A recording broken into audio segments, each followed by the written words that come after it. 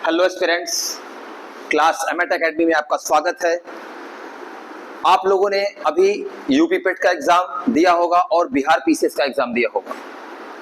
Current का क्या importance है आपके एग्जाम में सिविल सर्विसेज के, वो आप समझ सकते हैं पेपर को देख के। अच्छा, करंट अफेयर का जो रोल है वो केवल आपके पीटी के स्तर पे नहीं है। सिविल सर्विसेज के 3 चरण आप मोटे तौर पे समझते हैं, चाहे वो यूपीएससी हो और किसी भी स्टेट का पीसीएस हो, चाहे वो यूपी पीसीएस हो, बिहार पीसीएस हो। तो उसमें 3 स्तर पे एग्जाम होता है। एक होता है प्रीलिम्स पीटी, जिसको हम शॉर्ट में बोलते हैं, दूसरा होता है मेंस और तीसरा होता है इंटरव्यू। मैं आपको क्यों बता रहा हूं, अभी कुछ देर में आपको इसका सेंस क्लियर होगा। तो प्रीलिम्स के स्तर पर तो करंट अफेयर पूछा ही जाता है। आप जानते हैं कि 30 से 35 क्वेश्चन, अगर 100 या 150 क्वेश्चन का पेपर है तो 30 क्वेश्चन करीब 25 से 30 क्वेश्चन करंट से आता है। पीटी पे तो है ही रोल, मेंस के स्तर पे भी इसका रोल होता है। क्यों? जैसे कि उसमें क्या होता है, जैसे कोई भी नया बिल आया, कोई नया एक्ट आया, तो एग्जाम में आप जाके देखिए, पीवाईक्यू वगैरह देखेंगे आप 2021 के पेपर, 22 के पेपर, 23 के पेपर, तो वहां पे आप देखेंगे कि जो करंट में चल रहा है, चाहे वो हिस्टोरिकल चर्चा चल रही हो या कोई एक्ट बन रहा है, इंपॉर्टेंट एक्ट, उस पर सीधे सवाल आ जाते हैं कि इस एक्ट जो बिल आया हुआ है इसकी चर्चा करते हुए इसका क्रिटिकल एनालिसिस करिए। तो ऐसे में क्या होता है, मेंस के स्तर पे भी करंट अफेयर उतना ही इंपॉर्टेंट है। अच्छा, इंटरव्यू में आप जब जाते हैं तो इंटरव्यू का मतलब क्या होता है, आपकी पर्सनालिटी का टेस्ट। तो आपसे पूछेंगे सीधा कि जो अभी ये बिल आया है करंट में, उस पे आपकी क्या सोच है। तो आपकी समझ होना, मतलब समझ रहे हैं, एक तो पीटी के स्तर पे आपको फैक्चुअल पता होना चाहिए ही, जैसे कि कोई बिल आ रहा है उसका कितना नंबर है, वो कौन सा एक्ट बन रहा है, उससे क्या होगा, ये तो फैक्चुअल लेवल पे हो गया। मेंस के स्तर पर उसके क्या प्रभाव होंगे, वो क्यों लाया जा रहा है, उसमें क्या और इम्प्रूव किया जा सकता है, ये सारी चीजें।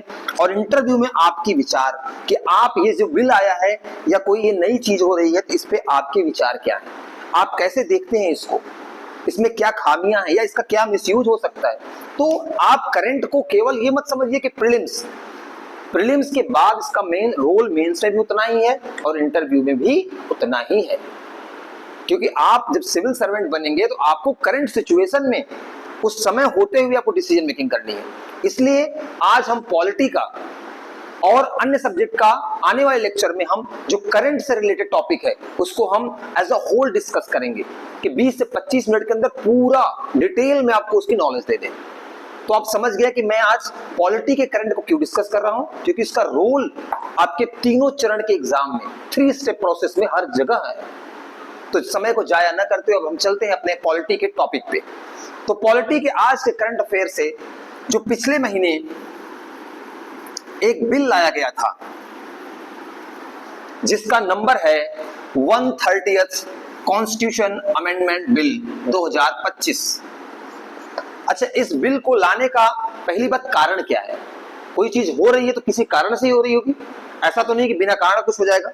तो ये जो 3 बिल लाए जा रहे हैं, 130th constitution amendment bill, government of UT amendment bill और JNK अर्थात Jammu Kashmir reorganisation amendment bill 2025, ये तीनों बिल लाए जाने का कारण क्या है। इसमें ये प्रावधान किया गया है कि हमारे जो देश के प्रधानमंत्री हो, मुख्यमंत्री हो या संघ में जो मंत्री हो, यूनियन मिनिस्टर हो या राज्यों में जो मिनिस्टर हो, उनकी नैतिक जवाबदेही तय हो सके।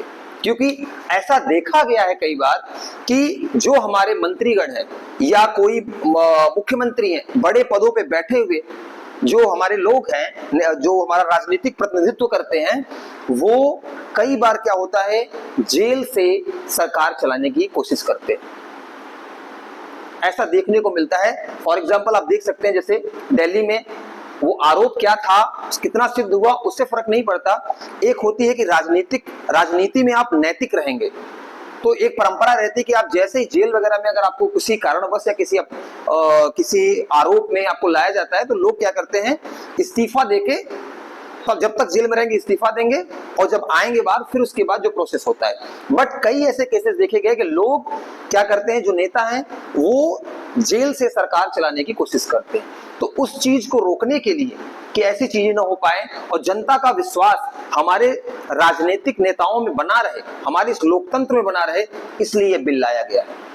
ठीक है, तो जवाबदेही तय करने के लिए, नेताओं में ईमानदारी का गुण और बढ़े, और करप्शन के प्रति या अपराध के प्रति वो बिल्कुल उससे दूर रहें, इस चीजों को लागू कराने के लिए कहीं ना कहीं ये बिल प्रत्यक्ष और अप्रत्यक्ष रूप से काम करेगा। ये चूंकि अभी बिल है, ये अभी पास नहीं हुआ है, ये भेजा गया है जेपीसी को, ज्वाइंट पार्लियामेंट्री कमेटी को, वहां के बाद ये बिल एक्ट बनेगा आगे के समय में। बट ये चूंकि इंपॉर्टेंट है इसलिए हम यहाँ इसको डिस्कस कर रहे हैं। तो इसका क्या है, प्रावधान क्या है, कि इस बिल के अंतर्गत प्रावधान ये है, किस स्थिति में प्रधानमंत्री, मुख्यमंत्री या संघ के मंत्री या राज्यों या यूटी के मंत्री को पद से हटाया जाएगा, उसका क्या प्रावधान है। तो इसमें यह प्रावधान दिया गया है, यदि किसी मंत्री, किसी संघीय मंत्री मतलब यूनियन मिनिस्टर, इसमें पीएम भी लिख लीजिए, पीएम, संघीय मंत्री, सीएम या राज्य के मंत्री और यूटी, जैसे दिल्ली हो गया, पुडुचेरी हो गया, ये सब यूटी के मंत्री, इसमें सीएम भी इंक्लूडेड है, ध्यान रखना। तो इसमें सारे सीएम और पीएम इंक्लूडेड हैं। अगर देखिए क्या कंडीशन है, अगर इनको किसी ऐसे अपराध में, किसी ऐसे अपराध के आरोप में, किसी ऐसे अपराध के आरोप में, किसी ऐसे अपराध के आरोप में लगातार 30 दिनों तक, 30 दिनों तक हिरासत में रखा जाए, अर्थात कस्टडी में रखा जाए। ठीक है, ध्यान रखना, सीएम, पीएम या किसी भी मंत्री को अपराध के आरोप में, ऐसे अपराध के आरोप में लगातार 30 दिनों तक हिरासत में रखा जाए। कैसे अपराध के आरोप में, जिसमें सजा जो हो वो 5 या 5 वर्ष से अधिक की हो। ठीक है, कहने का मतलब गंभीर अपराध। ठीक है, 5 या 5 वर्ष से अधिक अपराध सजा होने, ऐसा अपराध जिसकी मैक्सिमम सजा 5 वर्ष या 5 वर्ष से अधिक की हो, अगर ऐसे अपराध में या ऐसे अपराध से जुड़े हुए केस में किसी मंत्री या सीएम या पीएम को ऐसे जुड़े केस के आरोप में लगातार 30 दिनों तक हिरासत में रखा जाए, तो 31वें दिन, कौन से दिन, 31वें दिन वह अपने पद को उसको छोड़ना पड़ेगा, और अगर नहीं छोड़ेगा तो वह स्वतः उस पद से हटा दिया जाएगा। ठीक, तो क्या ये बिल कहता है, ये बिल यही कहता है कि अगर कोई पीएम है, संघीय मंत्री यूनियन मिनिस्टर है, सीएम है, राज्य के हो चाहे यूनियन टेरिटरी के हो, अगर वो किसी ऐसे अपराध जिसकी अधिकतम सजा 5 वर्ष या उससे अधिक हो सकती है के आरोप में, देखिए इसमें यह लिखा गया है कि सजा नहीं हुई हो लेकिन उस आरोप में वो जेल में हो, कितने दिनों तक, लगातार 30 दिनों तक।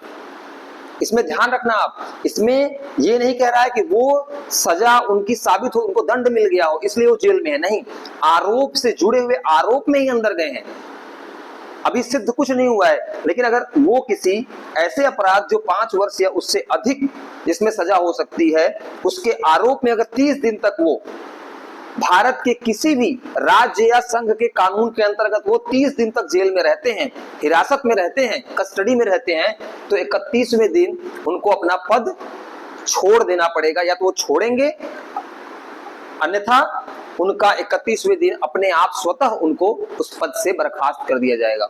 और जैसे ही, इसके आगे का प्रावधान है, जैसे ही वो बेल उनको मिलेगी, ठीक है, जैसे ही जैसे कि किसी से आरोप में हो गए तो और कुछ दिनों बाद अगर मान लो जुडिशरी उनको बेल दे दी, तो बेल देने के बाद वो फिर से री अपॉइंटमेंट के काबिल रहेंगे, मतलब उनको फिर से उस पद को दिया जा सकता है। अगर उनकी पॉलिटिकल पार्टी चाहती है तो वो फिर से अपने पद पर नियुक्त होने के लिए योग्य होंगे। ठीक, तो इसका प्रावधान आपने समझ लिया। तो ये समझना कि 5 वर्ष या उससे अधिक की सजा होने वाले अपराध के आरोप में 30 दिनों तक हिरासत में हो। सजा में नहीं, आरोप में भी डाला गया। सजा होना तो अलग चीज है, सजा की यहाँ बात नहीं हो रही है, कन्विक्शन की बात नहीं हो रही है। ठीक है, तो ये आप नोट कर लीजिए। फिर मैं आपको बताता हूं कि इसमें कौन कौन से बिल हैं और ये कैसे पास होगा। ठीक, और बेल मिलने के बाद री अपॉइंटमेंट इनका हो सकता है, ध्यान रखना, इनको फिर से वो पद मिल सकता है। ठीक, अच्छा, अब इसमें कौन कौन सा बिल लाया गया है? इसमें लाया गया है 3 बिल। इस प्रावधान को लागू कराने के लिए 3 बिल लाए गए। कौन कौन सा? पहला है 130वां संविधान संशोधन बिल 2025 या विधेयक 25, और दूसरा है government of UT amendment bill 2025 और Jammu Kashmir reorganisation amendment bill 2025। अच्छा, अब ये बात उठ सकती है कि एक बिल से काम क्यों नहीं चल पाया? देखिए, बात ये है कि अगर प्रधानमंत्री और राज्यों के मुख्यमंत्री और दिल्ली सरकार के मुख्यमंत्री या मंत्रियों को हटाना है तो उसके लिए क्या करना पड़ेगा? ये सब कहाँ है? संविधान के अनुच्छेद के अंतर्गत इनको पावर मिलती है, इसलिए इनको हटाने के लिए उस आर्टिकल में चेंज करना पड़ेगा। अब वो कौन कौन से आर्टिकल हैं वो हम समझते हैं। वो आर्टिकल है, देखिए, प्रधानमंत्री या संघीय मंत्री से रिलेटेड है आर्टिकल 75, ठीक है, पीएम प्लस यूनियन मिनिस्टर, ठीक है, इससे रिलेटेड आर्टिकल 75, और राज्यों से रिलेटेड है आर्टिकल 163, और जो दिल्ली सरकार के मंत्री हैं, दिल्ली के मंत्रियों के लिए कौन सा है? 239A। तो अब चूंकि ये तीनों क्या है, संविधान में अनुच्छेद हैं, तो इनमें ही जब परिवर्तन किया जाएगा तभी जाके क्या होगा, ये नए नियम के आधार पर इनको हटाया जा सकेगा। तो ये तीनों कैसे संशोधित होंगे? संविधान संशोधन से, कॉन्स्टिट्यूशन अमेंडमेंट बिल से। ठीक, संविधान संशोधन से। अच्छा, इसके द्वारा और को नहीं हो सकता? नहीं। क्यों? क्योंकि और जितने भी यूटीज है, चाहे वो चंडीगढ़ हो या पुडुचेरी हो या और जितने भी यूटीज हैं, लक्षद्वीप हो, वो सब गवर्नमेंट ऑफ यूटी एक्ट से प्रशासित होते हैं। ठीक है, तो वो उस एक्ट में चेंज करके ही ये प्रावधान लागू किया जा सकता है। तो इसलिए इनके लिए जो क्या कहते हैं, यूटी के, यूनियन टेरिटरी के मंत्रीगण हैं, उनको हटाने के लिए इस एक्ट में परिवर्तन करना पड़ेगा। और जम्मू कश्मीर के मुख्यमंत्री और मंत्री को हटाने के लिए जो प्रावधान करना है वो JNK रीऑर्गेनाइजेशन अमेंडमेंट एक्ट जो 2019 में पारित हुआ था, उसमें चेंज करने के लिए बिल लाया गया है। ठीक, तो इसके लिए ये है कॉन्स्टिट्यूशन अमेंडमेंट बिल, और 2 सामान्य बिल लाए गए हैं। ध्यान रखना, तीनों अलग अलग हैं, मतलब प्रावधान को पूरा लागू करने के लिए ये 3 बिल लाए गए हैं। तो ये मत सोचिएगा केवल एक बिल लाया गया, 3 बिल लाए गए। ठीक, अच्छा, ये चीज ध्यान रखिए, ये दोनों है सामान्य बिल, जनरल बिल। तो इनको पास करने के लिए क्या चाहिए? Simple majority. ठीक है, तो इसमें कोई इशू नहीं है, दोनों सदनों में सिंपल मेजोरिटी होगी तो ये पास हो जाएगा। कॉन्स्टिट्यूशन अमेंडमेंट बिल में क्या होता है? जब संविधान संशोधन पारित करना होता है तो वो सिंपल से नहीं होगा, उसमें होता है total majority, total number of जो एमपीज होते हैं सदन में, उसका कितना? 50%, तथा एंड और क्या चाहिए? जितने प्रेजेंट हैं और जितने वोटिंग करने वाले हैं सदन में, उसका 2/3 present and voting, present and voting. तो इसे बोलते हैं स्पेशल मेजोरिटी। इसके द्वारा ही ये 130th संविधान संशोधन बिल पास होगा। अभी पास हुआ नहीं है, अभी इसको भेजा गया है ज्वाइंट पार्लियामेंट्री कमेटी के पास।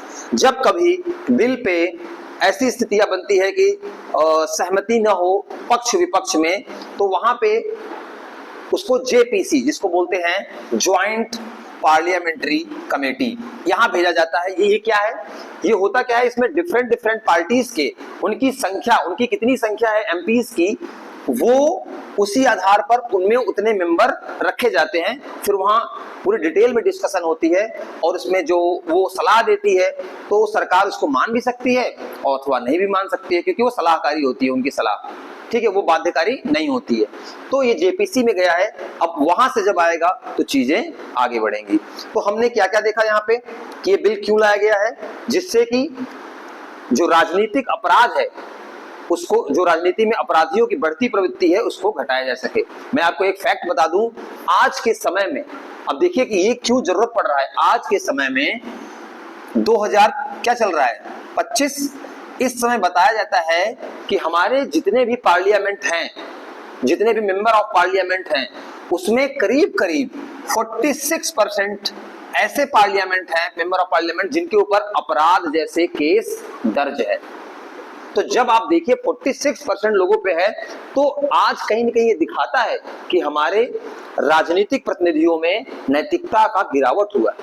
उस चीज को हमें बनाए रखने के लिए ये बिल लाया गया है, जिससे कि ऐसे कोई भी व्यक्ति जो राजनीति में है, वो ऐसे पावर तक न पहुंच पाए जो कि अपराध या अपराध के आरोप से ग्रसित हो। तो ये चीज, ये ध्यान रखना। इसके आगे अब हम, चूंकि ये देखिए ये तो हो गया पीटी लेवल पे, अब आपको मैं बताऊंगा मेंस लेवल पे क्या क्या चीजें हो सकती है, ठीक है, मेंस पे क्या है, क्या क्या यहां से बन सकता है, ठीक है। अच्छा, एक चीज आप याद रखिएगा, ये क्या है कि अपराध के आरोप में अगर 30 दिनों तक रहेंगे तो उनका मंत्री पद या सीएम है तो, या सीएम है, वो पद समाप्त हो जाएगा। एक ऐसा और अपने पास एक्ट है, कौन सा एक्ट मैं आपको बताता हूं, रिप्रेजेंटेशन ऑफ पीपल एक्ट। उसमें क्या है, रिप्रेजेंटेशन ऑफ पीपल एक्ट कहता है RPA, representation of people act क्या कहता है, ये कहता है कि यदि कोई MP या MLA हो और इसको अगर 2 वर्ष किसी अपराध में 2 वर्ष या उससे ज्यादा सजा हो जाए, कितनी, 2 वर्ष या उससे ज्यादा की अगर सजा हो जाए, तो उसका जो पद होगा वो तुरंत का तुरंत बर्खास्त कर दिया जाएगा, वो पद उसको समाप्त कर दिया जाएगा। जैसे अभी हाल ही में एग्जाम्पल में आप याद रखिएगा, राहुल गांधी MP थे, लेकिन उनके ऊपर एक केस चल रहा था, कहां पे, गुजरात में, और वहां पे कोर्ट ने उनको 2 वर्ष की सजा दे दी थी। और 2 वर्ष की सजा, चूंकि कानून है रिप्रेजेंटेशन ऑफ पीपल एक्ट में कि किसी MP MLA को 2 वर्ष या उससे ज्यादा की सजा हुई, उसका तुरंत का तुरंत उसका जो सांसदी होगा या उसकी विधायकी होगी, MP MLA की सीट तुरंत की तुरंत समाप्त कर दी जाएगी, उनकी जो सदस्यता है वो समाप्त कर दी जाएगी। और आपने देखा होगा उसमें न्यूज में आया था कि राहुल गांधी की सदस्यता समाप्त हुई और फिर उनको अपना जो यहाँ पे हाउस मिला था वो छोड़ के जाना पड़ा था। तो मैं एग्जांपल बता रहा हूं बस समझने के लिए। तो ये एक एक्ट पहले से है और इसको जजमेंट में, इससे रिलेटेड जजमेंट कौन सा है, तो जजमेंट है थॉमस लिली केस। ये थॉमस लिली केस में इस चीज को बताया गया है। तो आप लिख लीजिएगा, रिप्रेजेंटेशन ऑफ पीपल एक्ट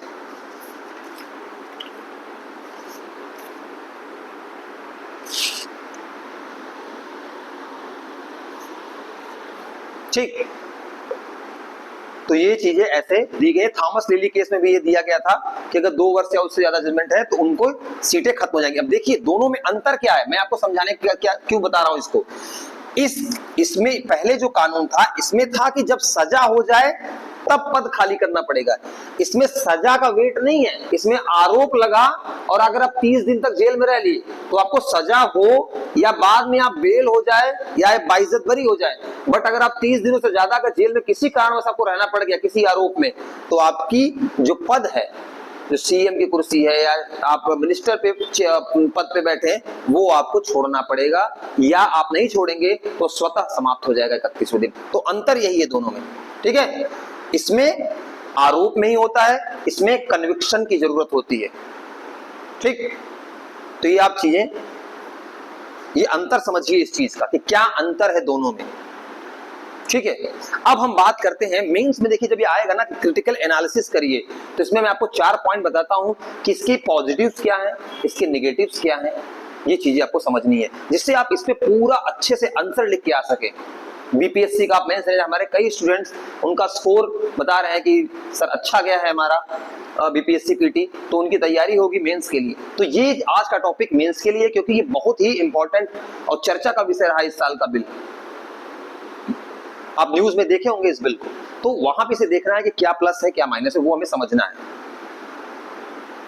ठीक है। तो आप इसको नोट कर लीजिए, फिर मैं आपको आगे बताता हूं कि इसके क्या प्लस है और क्या माइनस है।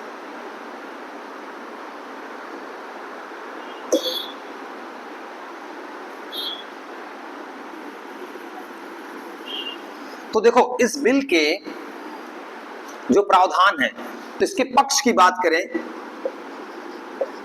इसके पक्ष की अगर बात करें कि इसमें क्या क्या प्लस पॉइंट है, ठीक है। तो इसमें प्लस पॉइंट क्या है, एक तो क्या होगा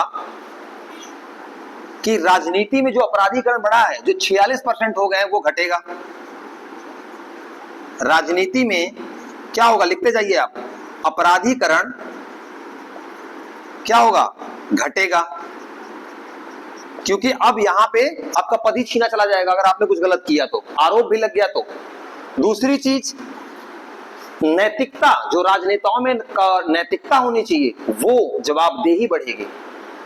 नहीं तो आरोप में अगर 30 दिन से ज्यादा रहे तो आपकी पद समाप्त। राजनीति में अपराधीकरण घटेगा, नैतिक जवाबदेही बढ़ेगी। जो हमारे संविधान के जो बनाने वाले थे, उन्होंने ये प्रावधान उस समय नहीं किया, क्योंकि वो सोचे नहीं थे कि ऐसी भी स्थिति आएगी कि हमारे राजनेता ऐसा नहीं करेंगे, जेल में जाके वहां सरकार चलाएंगे। ऐसे कई केसेस देखे गए, बट आज चूंकि परिस्थिति बन चुकी है, इसलिए संविधान में संशोधन किया जा रहा है। तो ये क्या करेगा, अपराधीकरण को घटाएगा, नैतिक जवाबदेही तय करेगा, ठीक है। तो इन चीजों को, ये है इसके सकारात्मक पहलू। अगर नकारात्मक में जाए तो क्या, देखो नकारात्मक में भी चीजें हो सकती है, जैसे अगर सरकार, जैसे केंद्र सरकार मान लो कोई एक पार्टी है, राज्य में कोई अदर पार्टी है, तो अब केंद्र सरकार क्या कर सकती है, यहाँ पे सीबीआई और ईडी का मिसयूज करके जिस मंत्री से या जिसको प्रेशराइज करना है उसको जेल में डाल सकती है। तो ये लिख सकते हैं आप कि सीबीआई और ईडी के दुरुपयोग की संभावना बढ़ेगी, ठीक है। संभावना, देखिए आप ऐसा नहीं कह सकते कि ऐसा होगा ही, संभावना बोलिए आप कि ये पॉसिबिलिटीज हैं। मैं ऐसा नहीं कह सकता हूं कि ये सरकार तो करेगी ही करेगी, नहीं, कोई भी कर सकता है, ठीक। एक तो क्या है, इसकी संभावना बढ़ेगी। राज्यों की सरकारों को अस्थिर किया जा सकता है कि जैसे किसी भी मनी लॉन्ड्रिंग का बिल, मनी लॉन्ड्रिंग के केस में या ऐसे यूएपीए के केस में किसी मंत्री या सीएम को ही 30 दिन तक डाल दिया, जहां बेल नहीं मिल पाई, सरकार गिर जाएगी, पद हट जाएगा कहीं ना कहीं। अगर सीएम हट गया तो सरकार अस्थिर हो जाएगी, तो क्या होगा, सिस्टम में अस्थिरता आएगी। और आप जान लीजिए कि अगर सरकारें अस्थिर हो गई तो पॉलिसी मेकिंग का काम धीरे पड़ जाता है, कमजोर पड़ जाता है, नीतियां ढीली पड़ जाती हैं, विकास रुक जाता है। तो ये क्या दिक्कत करेगा, एक तो राज्यों में सरकार अस्थिर हो जाएगी, सीबीआई ईडी का दुरुपयोग बढ़ जाएगा, ठीक। तो ये सब चीजें कहीं ना कहीं समस्या पैदा करेंगे। तो ऐसे में इसमें क्या सुधार क्या किए जा सकते हैं, तो सुधार के रूप में देखो ये किया जा सकता है, क्या सुधार के आप यहाँ पे सलाह देंगे, वे फॉरवर्ड अगर आपको बताना हो कि आप क्या सलाह देंगे, तो सलाह के रूप में देखो इसमें यही किया जा सकता है कि आप, पहली बात यह है कि जो बेल देने के नियम हैं, बेल को सामान्य करें, बेल को बिल्कुल आसान करें, जिससे जब गंभीर से गंभीर अपराध हो तभी बेल न मिलने की कंडीशन हो। तो ऐसे में क्या होगा, 30 दिन तक वो रुक ही नहीं पाएगा, वो बेल मिल जाएगी तो सरकारें अस्थिर नहीं हो पाएंगी, पद बर्खास्त नहीं होगा। एक तो ये हो सकता है सुधार। दूसरा प्रावधान ये करें कि आप ऐसे कानून बनाएं जिसमें जो एमपी एमएलए या राजनेता हैं उनको तत्काल रूप से या मतलब कम से कम समय में उनको उनका डिसीजन आए उनके केस का। इससे क्या होगा, जब आप त्वरित न्याय, इसको बोलते हैं त्वरित न्याय, अगर आप एमपी एमएलए और मंत्रियों से रिलेटेड केसेस में अगर आप जस्टिस को तेजी के साथ डिलीवर करेंगे तो क्या होगा, एक अपने आप भय पैदा होगा राजनेताओं में कि हमें गलत नहीं करना है, क्योंकि निर्णय बहुत तेजी के साथ आता है और चीजें खराब हो जाएंगी। तो आप क्या कर सकते हैं, बेल अच्छा कर सकते हैं, बेल जिससे कि इसका मिसयूज ना हो। त्वरित न्याय आप कर सकते हैं। तीसरा, आप पद से मत हटाइए उनकी पावर को, जो उसकी उनकी प्रशासनिक पावर है जहां से वो मिसयूज कर सकते हैं, उस पद उस अधिकार को रोक दीजिए कुछ दिनों के लिए जब तक केस चल रहा है। पद से ना हटाकर क्या करिए, पद से ना हटाकर उनकी शक्तियों को सीमित कर दीजिए। ये भी किया जा सकता है। ठीक, तो ये रहे हमारे क्या, हमारे सलाहकारी विचार कि ऐसा भी इसमें हमें ये पहलू को भी डाला जा सकता है। तो हमने क्या देखा अभी, 130th कौन सा बिल है। देखिए अब कैसा क्वेश्चन आएगा कि जो बिल आए उसमें कितने बिल हैं, जिसमें सीएम पीएम और मिनिस्टर को हटाना है। तो इसमें एक तो कॉन्स्टिट्यूशनल अमेंडमेंट बिल है, वो है 130वां नंबर, ये याद रखना, ये नंबर बहुत इंपॉर्टेंट है स्टेट पीसीएस के लिए, यूपीएसआई के लिए, कांस्टेबल पोस्ट के लिए। ठीक है, तो 130th है। इसमें कितने टोटल बिल है, तो इसमें 3 बिल हैं। पहला कॉन्स्टिट्यूशनल अमेंडमेंट बिल, दूसरा government of UT bill amendment bill, और तीसरा J&K रीऑर्गेनाइजेशन अमेंडमेंट बिल। तो ये तीनों बिलों को आप याद रखिएगा। समय ये दोनों याद रखिएगा कि 30 दिनों तक लगातार 5 वर्ष से या अधिक आरोप में। अच्छा, एक चीज आप इसमें ध्यान रखना, अगर अगर संघीय मंत्रियों को हटाना है तो कौन सिफारिश करेगा, इतना याद रखना। मैं आपको लिख दे रहा हूं, अगर यूनियन मिनिस्टर को हटाना है, ये चीज याद रखना, अगर यूनियन मिनिस्टर को हटाना है तो इसमें क्या होगा, कौन हटाएगा, राष्ट्रपति हटाएंगे। किसकी सलाह पर, पीएम की सलाह पर। ध्यान रखना इस चीज को, ये इसके प्रोविजन है, राष्ट्रपति पीएम की सलाह पर यूनियन मिनिस्टर को हटाएंगे। और बिल्कुल सेम ऐसा ही जो राज्य के मंत्री होंगे उन्हें राज्यपाल हटाएंगे। किसकी सलाह पर, राज्यपाल हटाएंगे सीएम की सलाह पर। याद रखना ये चीज, सीएम की सलाह पर राज्यपाल हटाएंगे। और ध्यान रखना, अगर पीएम और सीएम ने सलाह नहीं दी तो स्वतः वो 31वें दिन समाप्त हो जाएंगे। ऐसा नहीं है कि पीएम रुक जाए कि नहीं मैं सलाह नहीं दूंगा तो बच जाएंगे, नहीं, बचने का कोई चांस ही नहीं है। ये इतने पावरफुल बिल है। ठीक है, और एक इसमें ट्रिक है कि दिल्ली में जो सीएम मंत्री है वो कैसे हटाए जाएंगे। तो जो दिल्ली के मंत्री हैं, जो दिल्ली के जो मिनिस्टर्स हैं, वो कैसे हटाए जाएंगे, वो उपराज्यपाल से नहीं हटाए जाएंगे, वो हटाए जाएंगे सीएम की सलाह पर राष्ट्रपति के द्वारा।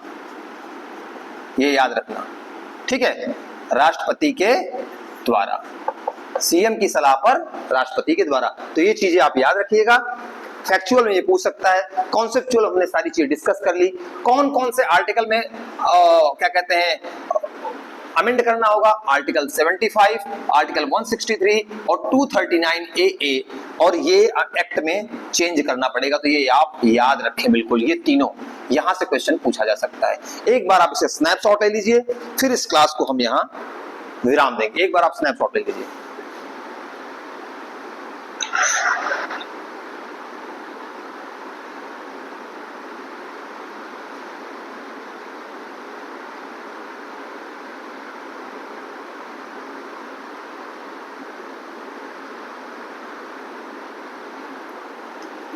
ठीक, तो यहां पे हमने क्या डिस्कस किया, जो प्रधानमंत्री, चीफ मिनिस्टर कैबिनेट मिनिस्टर और राज्यों के मंत्री और संघीय मंत्रियों को हटाने का जो बिल लाया गया है उसके बारे में हमने पूरे अच्छे से डिस्कस किया, डिटेल में डिस्कस किया।